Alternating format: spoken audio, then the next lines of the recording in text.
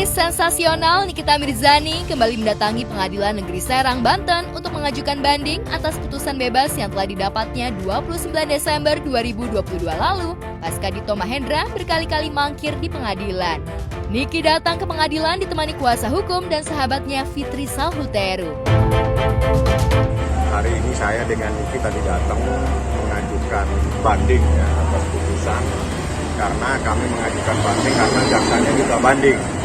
Jadi kalau kami tidak banding nanti ada sesuatu yang memang kami harus jaga. Jadi kami banding adalah sependapat dengan putusan daripada majelis hakim. Jadi saya ajukan karena jaksanya juga banding dan sekaligus saya tadi sudah mengambil putusan secara resmi.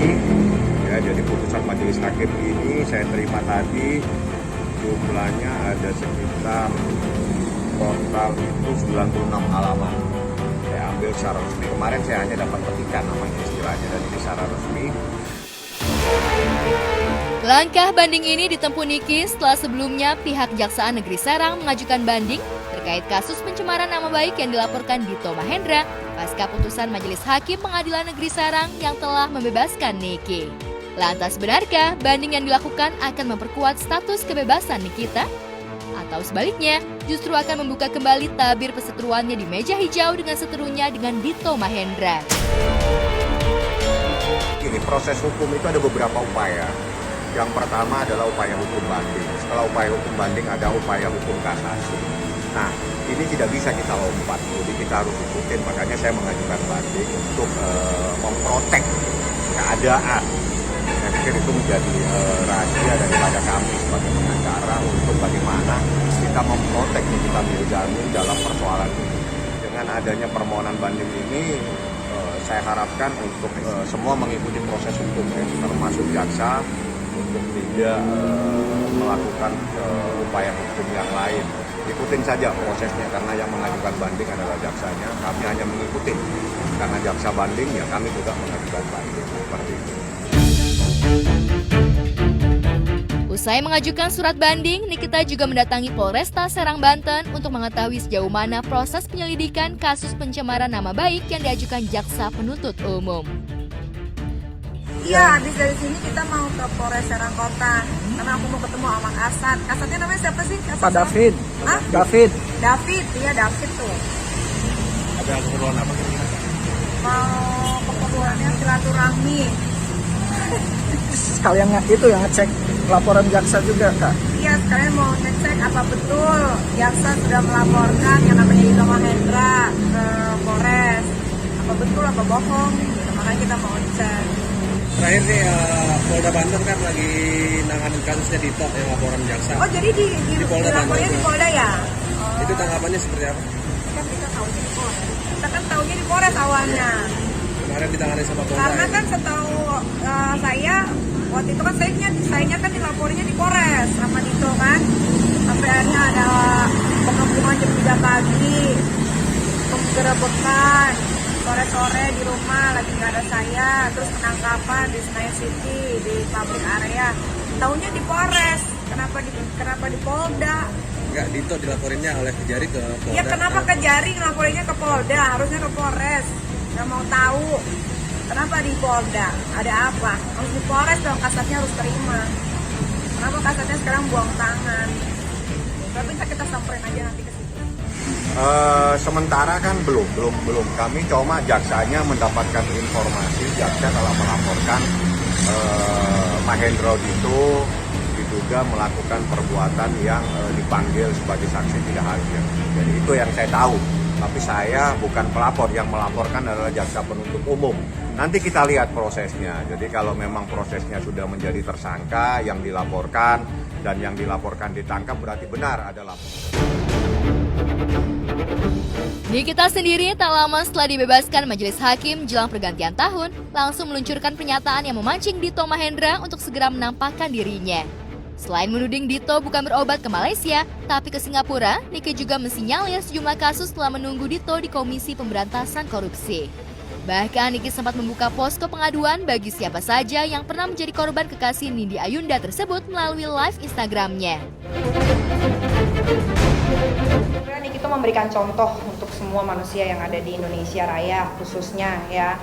Kalau kalian benar, kalian jangan takut untuk speak up selagi itu ngomong tentang kebenaran. Ya mudah-mudahan dengan contoh yang sudah Niki berikan, rakyat Indonesia khususnya rakyat kecil jangan pernah takut untuk menegakkan keadilan walaupun langit akan runtuh. Siapapun yang berurusan sama ini itu. apa namanya? Posko. Posko.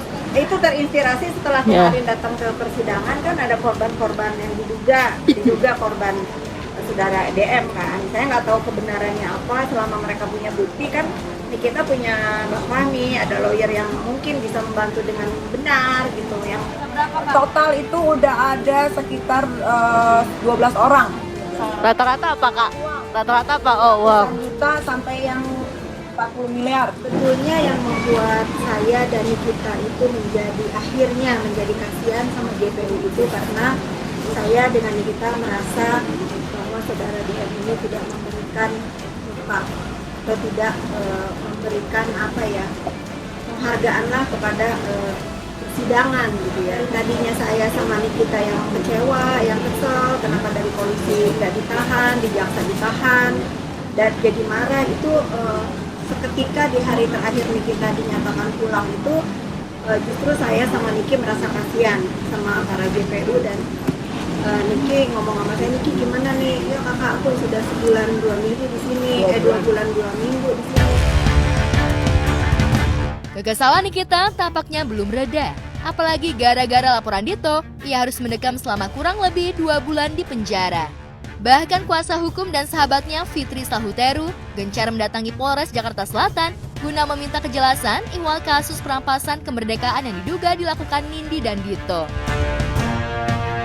Dari saudara kita S sudah memberikan keterangan ke Polres Jakarta Selatan terutama ke penyidik untuk kasus yang sudah dilaporkan. Kemudian itu yang akan jadi bahan berkas dari penyidik. Jadi kalau dari penyidik yang jelas sudah mencari barang bukti, kemudian memeriksa saksi-saksi. Nah itu aturan-aturan atau prosedur yang harus kita lalui. Bu, dikit aja bu.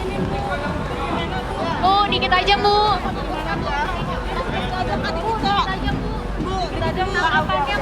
Tanggapannya Bu apa Bu? Dikit aja bu. Mau bebas mau bebas Bu. Dikit aja bu tanggapannya bu. Nah nanti jika memang ada informasi yang jelas nanti kita informasikan kembali secepatnya. Yang untuk sementara ini masih didalami yang jelas semua saksi-saksi sudah diperiksa dan tidak menutup kemungkinan juga kita memeriksa saksi-saksi yang melihat dan mendengar kejadian yang dilaporkan. Dito sendiri memang masih sulit ditemui, sementara Nindi Ayunda selalu ogah bicara ketika dicecar juru warta. Nindi tampaknya was-was jika dibebaskannya Nikita, serangan hukum akan lebih deras menerpanya. Lantas benarkah Nindi dan kuasa hukumnya tengah mencari cara untuk keluar dari ancaman penjara? Memang ini perkara penuh dengan keanehan dari awal ya, dengan awal keanehan. Saya mau akan buka satu-satu nanti pada saat diproses. Kami akan melaporkan semua yang terlibat. Ini adalah biang dari permasalahan ini adalah kejaksaan yang tidak menggunakan kacamata membaca berkas perkara. Dan itu saya manfaatkan untuk saya serang kembali di persidangan. Hanya itu yang bisa menyebabkan putusan ini berhenti perkara ini. Tidak bisa menghadirkan karena dibilang sakit, kita sudah tahu tidak sakit. Dia bilang ada di Malaysia, kita punya bukti dia ada di Singapura. Juga yang menjadi pertimbangan adalah jaksanya telah membohongi publik, membohongi hakim, membohongi kita semua yang ada di persidangan. Melihat wajah-wajah JPU yang kemarin hadir ya, kok wajah-wajah mereka itu seperti menyiratkan bahwa mereka juga sebetulnya kecewa dengan apa yang terjadi kemarin. Mudah-mudahan ya tadi kan para jaksa di Serang mengadakan jumpa pers, kalau nggak salah tadi saya sama Niki sempat nonton bahwa mereka akan melaporkan saudara DM. Ya, mudah-mudahan aja ini bisa terrealisasi demi keadilan juga, walaupun di laporan walaupun dilaporkannya di Serang, mudah-mudahan kepolisian Serang kali ini benar-benar adil, benar-benar bisa menegakkan keadilan, benar-benar kalau dipanggil dan dicari tidak ada ditangkap seperti Nikita. Saya selalu bicara, Indonesia ini adalah negara yang nomor 1 diakui dalam menangkap teroris. Bayangkan ya, diakui loh. Masa menangkap seorang itu aja nggak bisa? Itu aja. Saya sama Niki nggak mau memperpanjang masalah ini. Saya sama Niki hanya ingin melihat bagaimana sikap jaksa yang akan melaporkan saudara Dito di Serang dan bagaimana sikap kepolisian menindaklanjuti laporannya. Di tempat berbeda ketika konflik Nikita dan Nindi Ayunda belum reda, pasangan YouTuber Ria Ricis dan Teuku Ryan tiba-tiba memercik bara kontroversi di kalangan warganet setelah aksinya membawa putri sematawayangnya Moana ke arena jet ski. Entah demi konten atau sengaja menjajal nyali putrinya, Ricis dan Ryan seolah tanpa dosa memamerkan ketika mengajak Moana main arena jet ski. Guys, ini benar-benar pertama kali Moana naik. Jadi papahnya akan nyetir, Moana tengah, ibunya di belakang. Kayak cengtri, kita cengtri. Ayo Mbak Moana, bismillahirrahmanirrahim. Ini waktu Moana di dalam perut ibu nih. Tenggelam, ini tenggelam.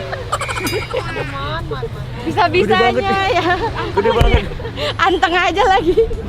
Kayak yang aku bilang, kemarin bertiga, ini bertiga juga. Dulu bertiganya waktu Moana umur 8 bulan di perut. Iya. Sekarang 5 bulan di sini. Lebih anteng aja guys. Moana.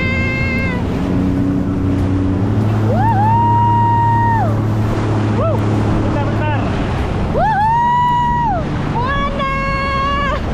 Mana? Bang bagus ada. Pertama kali naik jet ski. Keren. Epon.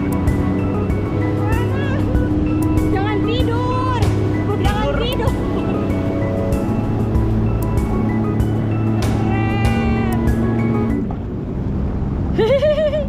Moana disetir Papa Ian. Dia ngantuk tahu. Tuh. Bayi. Oh, Moana muter-muter tuh. Keren. Yuhu. Aku peluk Papa Ian. Let's go. Moana jangan bengong, ini lagi di air. Jangan bengong dong saya. Titisan Icis, Cutraipa Ara Moana. Bawa kebut bi. Kebut. Let's go ayah. Papa Ian, Cutraipa Ara Moana, Ibu Icis. Ekstrim. Lu diam Moana aja. reaksi apa kek? Rambut aja yang jingkrak doang.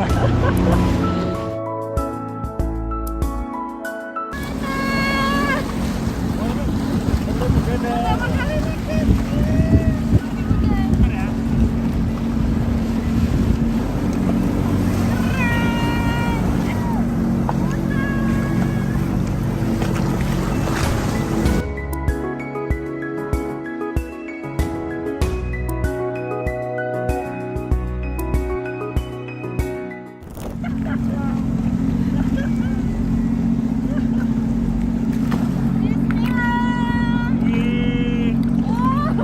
Moana di laut tuh.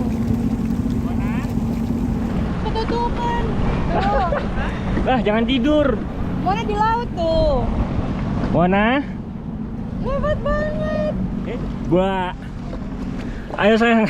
Anaknya kok situ jadinya. Moana, Moana. ini. Bapaknya yang ini loh. Bisa? Bisa dong. Mantap. Masih inget Masih ingat? anak laut. Udah lama. Hei, Nah, Moana titip situ ya. bengong. dia betah di situ. Moana betah di situ, jangan tidur ya. Dia tidur ya. Sos malah tidur. Tidur. Kok tidur? Tidur merem tuh. Tuh. Iya bener ngantuk dia pantesan. Bisa-bisanya. Moana kok di air tidur sih? Moana lagi di laut, main Lagi jet ski jalan-jalan, pertama Nak. kali. Tidur. Oh ya enggak, boleh tidur, boleh tidur. Terbang.